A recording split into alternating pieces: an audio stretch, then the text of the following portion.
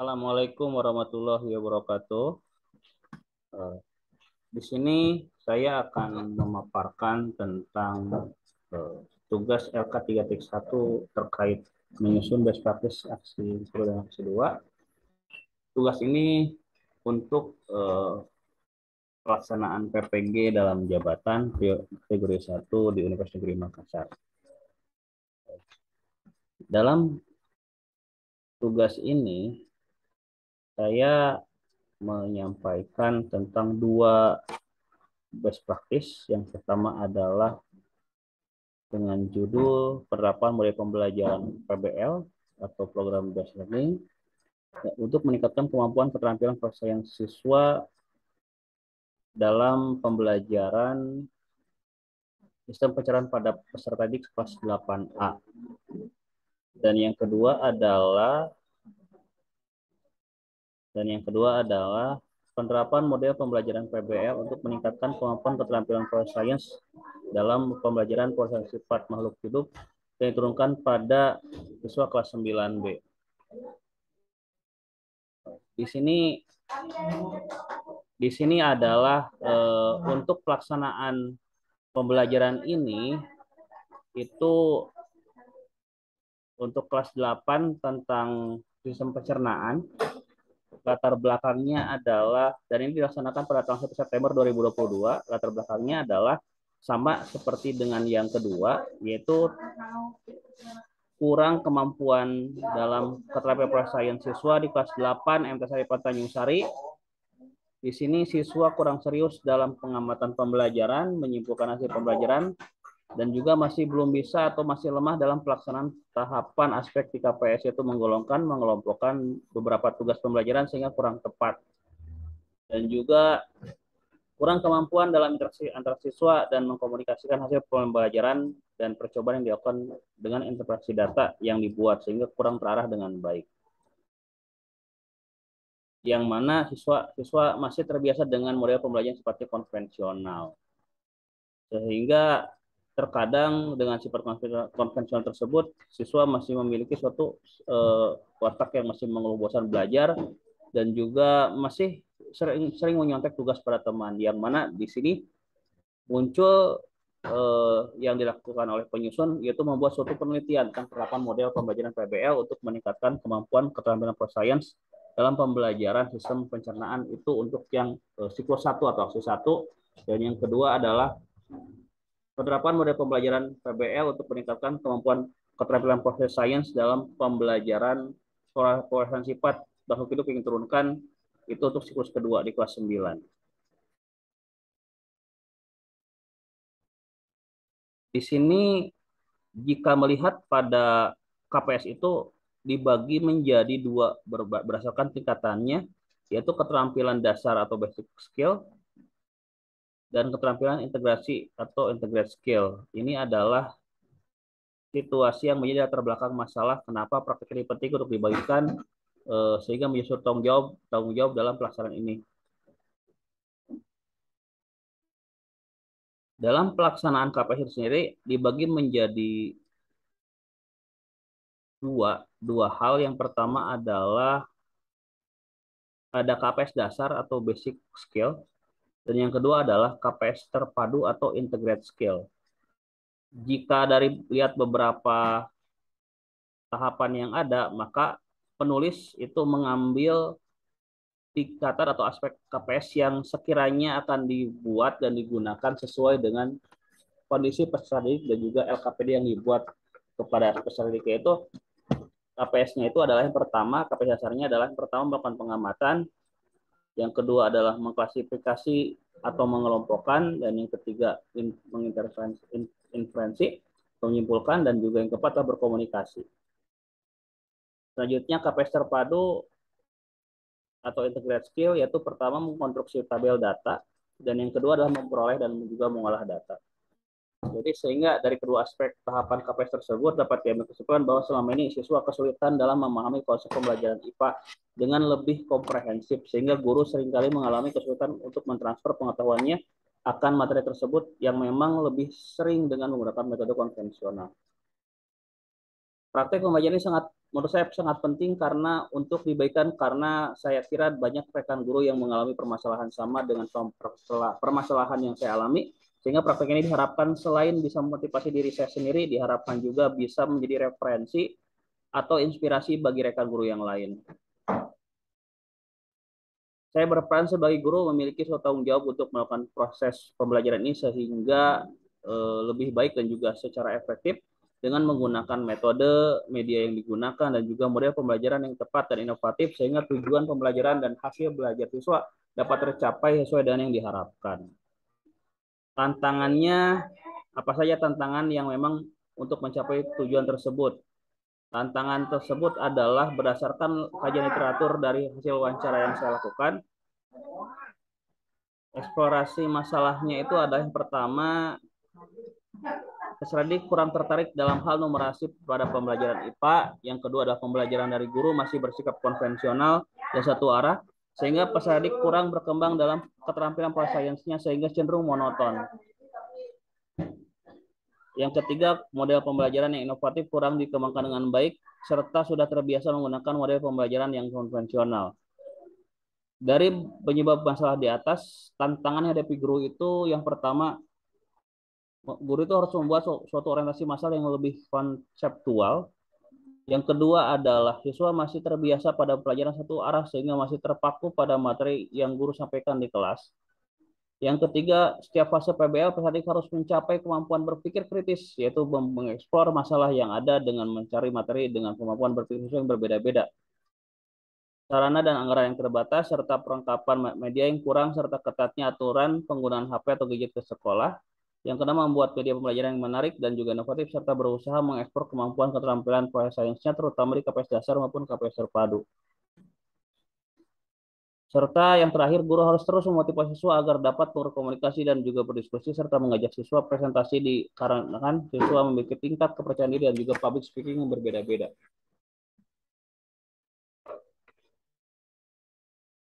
Yang terlibat di sini adalah guru dengan kompetensi pedagogik dan profesionalnya, yang kedua rekan guru sebagai observer, yang ketiga kepala daerah untuk supervisi, dan yang keempat adalah peserta didik yang kemampuan keterampilan proses sainsnya masih kurang. Aksi yang akan dilakukan adalah terutama langkah-langkah yang harus dihadapi atau dilaksanakan dalam strategi tersebut, dan juga siapa yang terlibat dan juga materi yang diperlukan. Langkah-langkah untuk menghadapi atau memasakkan suatu tantangan tersebut adalah yang dilakukan adalah untuk menghadapi tantangan tersebut adalah dengan melakukan wawancara dan kajian literatur serta koordinasi dengan kepala sekolah atau kepala madrasah, guru, termasuk jawab pengawas, serta merumuskan atau menentukan solusi untuk menghadapi tantangan yang ada. Strateginya adalah penerapan model pembelajaran program based learning untuk meningkatkan kemampuan keterampilan sains,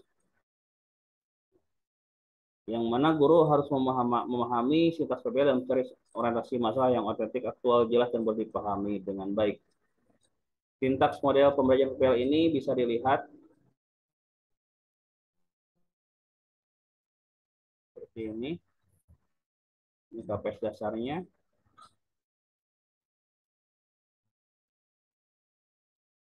Membuat LKPD berbasis PBL, buat bahan ajar berbasis tepak, membuat penilaian yang berupa pretest post-test, membuat angka tahapan KPS, dan membuat media pembelajaran.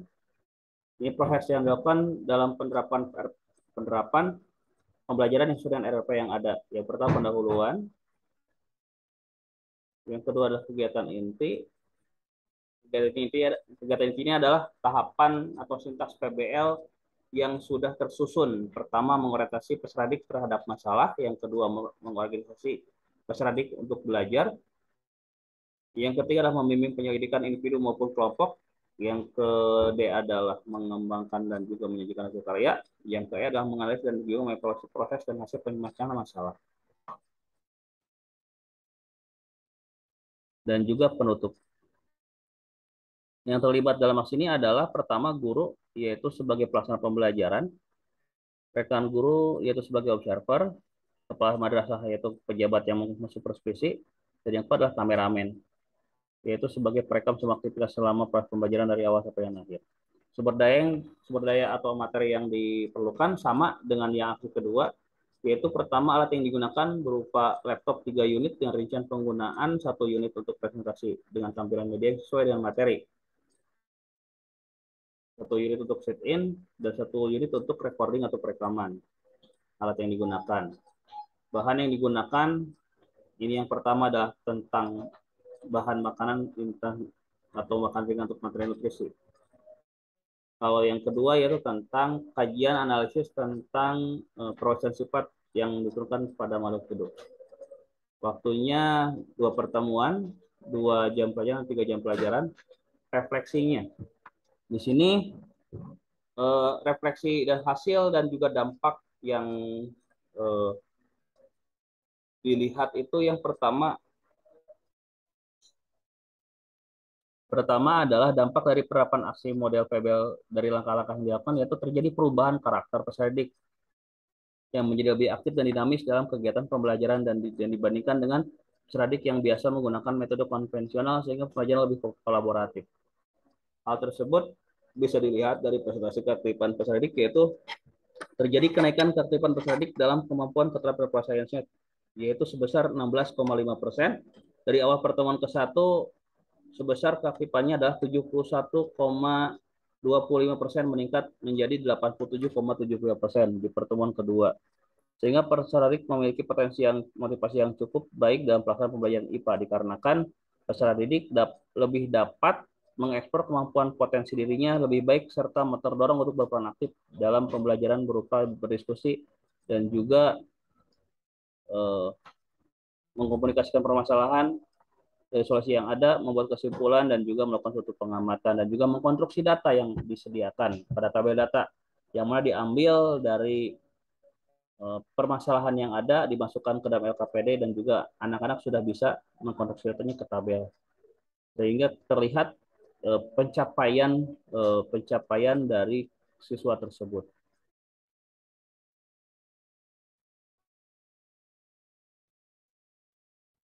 Yang kedua, nah ini tabelnya presentasi kategori peserta didik ini dalam aspek KPS-nya presentasinya adalah 71,25%, itu sedang. Dan yang kedua di pertemuan kedua itu ada 87,75%, kategorinya aktif. Ini adalah keaktifan peserta didik lihat pada aspek keterampilan prestasi siswa. Ini diambil dengan menggunakan angkat siswa yang awal dan juga akhir dilihat di pertemuan 1 dan 2. Selanjutnya lagi adalah presentase keaktifan peserta didik dalam menggunakan PBL. Di sini presentasenya adalah 78,70% kategori sedang pada pertemuan 1 dengan menggunakan PBL meningkat menjadi 90,30% aktif.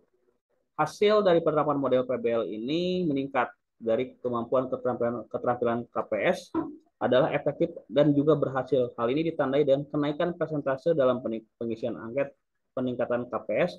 Selain itu juga keterampilan PBL juga dapat bisa dilihat dari kenaikan nilai post testnya. Di sini kalau dilihat dari end nya nilai pretest post testnya adalah untuk yang siklus 1 itu rata-rata pretest nilainya 46,67 dan rata-rata prosesnya 77,08 dengan rata-rata NGN-nya 0,57% dengan kategorinya sedang. Yang mana di sini memang ada peningkatan model PBL dalam peningkatan KPS-nya seperti itu. Di sini ada juga responnya baik itu dari rekan guru maupun kepala madrasah, ya strategi yang dilakukan oleh guru adalah menerapkan mobil PBL sesuai dengan tahapan sintaks yang telah digunakan dengan baik dan juga terbukti bisa meningkatkan kemampuan keterampilan KPS peserta didik. Bisa dilihat dari keaktifan dan juga peserta didik memiliki pengalaman dalam pelaksanaan pembelajaran yang inovatif dan menyenangkan. Yang mana mengacu pada angka ketercapaian siswa dalam menggunakan model PBL dan juga peningkatan pada keterampilan KPS-nya. Serta juga dilihat pada perbandingan hasil dari pretest dan post test. Yang menjadi suatu faktor keberhasilan strategi ini adalah penguasaan guru yang kompeten juga menjadi satu faktor keberhasilan, yang mana guru menerapkan model PBL sesuai sintaks yang sesuai dengan alur pembelajaran, kelengkapan perangkat pembelajaran yang sudah disiapkan dengan matang sesuai dengan model PBL, media PPT dan video LKPD yang bisa mendukung kemampuan mengasah kemampuan keterampilan Project Science siswa, baik itu dari aspek tahapan KPS dasar atau basic skill, maupun KPS terpadu atau integrated skill. Dan semua pihak yang telah mendukung aksi ini atau juga siklus ini.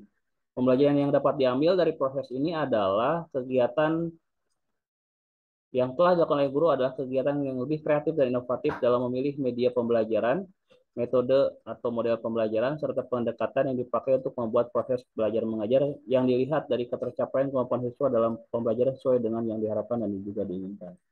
Itu adalah yang untuk yang aksi 1 atau yang siklus 1. Untuk yang siklus kedua sama menggunakan model PBL yang mana untuk meningkatkan kemampuan proses sains siswa. Di sini adalah ini di siklus kedua ini dilaksanakan pada tanggal 16 September 2022. Ditulis latar belakangnya sama dengan yang di atas, latar belakangnya sama, baik itu kondisi yang menjadi latar belakang masalah, mengapa praktek ini penting untuk dibagikan, dan juga apa yang menjadi peran atau tanggung jawab Anda dalam praktek ini. Ini sama untuk latar belakangnya. Tingkatan dan aspek KPS-nya juga sama, KPS-nya sama, baik itu KPS dasar maupun KPS terpadu. Praktek pembelajaran ini juga sama karena saya pribadi menggunakan dua pembelajaran PBL, model pembelajaran PBL, dan juga untuk peningkatan KPS sama, walaupun dengan tingkatan kelas yang berbeda, yang untuk yang aksi 1 atau siklus 1 menggunakan kelas 8, yang siklus kedua atau aksi kedua menggunakan kelas 9. Tantangannya sama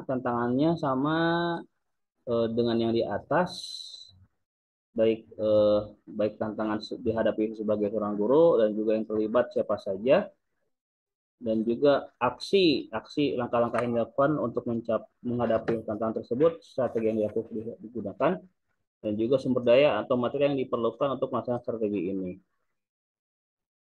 Semuanya sama, langkah-langkahnya untuk memecahkan tantangan, strateginya menggunakan model PBL dengan sintaks model PBL yang telah dipaparkan sebelumnya. Ada 5 sintaks, terus menggunakan aspek tahapan KPS-nya sama, KPS dasarnya adalah basic skill-nya melakukan pengamatan, mengklasifikasi, menginferensi, dan juga berkomunikasi, serta juga KPS terpadunya, mengkorupsi data tabel dan memperoleh dan pengolahan data. Semuanya sama, prosesnya sama dengan proses langkah-langkah yang ada di RPP, baik itu pendahuluan, kegiatan inti, penutup. Sumber daya atau materinya sama karena tidak beda jauh dengan yang satu, menggunakan perangkat yang dipakai. Refleksi. Di sini refleksi hasil dan dampak untuk pelaksanaan PBL ini adalah mungkin berbeda dengan yang aksi 1. Aksi 2 ini lebih cenderung peningkatannya lebih baik daripada aksi yang pertama. Aksi yang kedua ini adalah siswa itu memiliki suatu peningkatan dinamis, yang mana di sini keaktifan peserta didiknya itu adalah peningkatannya itu atau gainnya itu adalah 19,50% dari awal pertemuan ke-1 sebesar 72,50%, dan dan juga meningkat menjadi 91,75%. Ini lebih di pertemuan kedua ini lebih meningkat dibandingkan dengan yang aksi ke-1 yang kelas 8, karena memang ini juga memiliki suatu berbagai faktor. Yang pertama, kalau kelas 9 itu lebih terbiasa dengan pembelajaran yang inovatif, dan juga kelas 9 juga sudah terbiasa dengan beberapa pola-pola pembelajaran, sehingga bagaimana siswa tersebut itu dapat berperan aktif dalam pembelajaran, baik itu mengkomunikasikan pembelajaran atau permasalahannya, solusi dengan kelompoknya, membuat kesimpulan, membuat pengamatan, dan juga mengkonstruksi data, sehingga memang sudah terbiasa dengan beberapa pola-pola diskusi ataupun pembelajaran yang berbasis ke siswa atau namanya student center learning, seperti itu. Di sini adalah tabel persentase keaktifan peserta didik ini. Pertama 70 presentasinya 72,50 sedang. Yang pertemuan kedua adalah 91,75%. Ini adalah tentang aspek KPS-nya. Bisa dikatakan lebih meningkat dibandingkan dengan aksi pertama di tingkatan kelas yang lebih bawah atau kelas 8. Yang kedua, prestasi keaktifan peserta didik dalam penggunaan PBL aksi 2 itu keaktifannya dalam penggunaan model PBL adalah pertama 77,56% sedang di pertemuan kedua menjadi 91,50 aktif. Yang mana ternyata model ini berhasil dalam pelaksanaan pembelajaran untuk meningkatkan motivasi dan juga kemampuan KPS itu sendiri ke anak, sehingga kemampuannya itu lebih terarah, apalagi dengan model PBL dan juga disinkronkan dengan pendekatan KPS yang ada. Ini juga ternyata berbanding juga dengan kemampuan akademiknya atau kemampuan dalam kenaikan nilai pretest dan posttestnya. Di sini kalau lihat beberapa nilai pretestnya, aksi yang kedua ini rata-ratanya adalah 50, aksi kedua ini 58,50. Pretestnya, posttestnya 84,25, gayanya 0,62% sedang. Ini juga menjadikan ini juga sebagai peningkatan dari kegiatan ini, aksi 2 ini gitu, sehingga ada suatu peningkatan walaupun pada dasarnya untuk minat siswa ataupun aktivitas siswa baik itu dalam pelaksanaan PBL maupun pada aspek KPS itu ada peningkatan.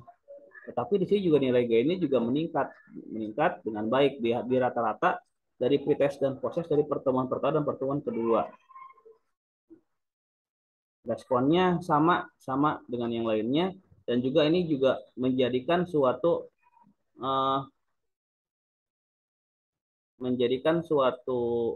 masukan baik terhadap pembelajaran dari keseluruhan proses tersebut, sehingga konsep ini adalah atau metode ini berhasil telah meningkatkan kemampuan keterampilan penyelesaian siswa, yang mana mudah-mudahan dari penelitian yang telah saya lakukan baik itu aksi 1 aksi 2 itu bisa bermanfaat bagi semuanya. Dan juga ternyata dengan model PBL kemampuan tahapan aspek KPS yang siswa lakukan itu bisa lebih meningkat, karena memang untuk di IPA terutama pelajaran IPA yang memiliki suatu integrasi antara fisika, kimia, dan biologi, itu memang harus benar-benar memiliki suatu ciri, harus terlihat keterampilan prosainsnya gitu. Karena memang bukan hanya menyimpulkan, bukan hanya mengelompokkan atau berdiskusi, tapi juga dia bisa membuat hipotesis atau yang lainnya. Dan juga ini juga bisa dijadikan suatu pembelajaran bagi guru-guru yang lain bahwa KPS ini, metode pendekatan KPS dan juga PBL ini sangat penting untuk dilakukan agar pembelajaran yang memang biasanya kita lakukan dengan menggunakan metode konvensional yang memang membuat anak itu jenuh dan juga monoton itu bisa lebih meningkat kembali. Apalagi dengan metode TEPAK atau metode pendidikan yang memang berbasis dan juga terintegrasi dengan teknologi. Karena memang kita juga tidak bisa menutup mata bahwa dengan kemajuan teknologi, apalagi di abad 21 sekarang itu, guru juga harus bisa melakukan suatu inovasi pembelajaran. Bukan hanya mengajar, tapi harus bisa menyesuaikan dengan perkembangan teknologi yang ada. Terima kasih, itu saja yang akan saya sampaikan. Mohon maaf jika ada beberapa kekeliruan. Saya tutup dengan ucapan hamdalah, alhamdulillahirabbil alamin, wassalamualaikum warahmatullahi wabarakatuh. Saya stop share dulu.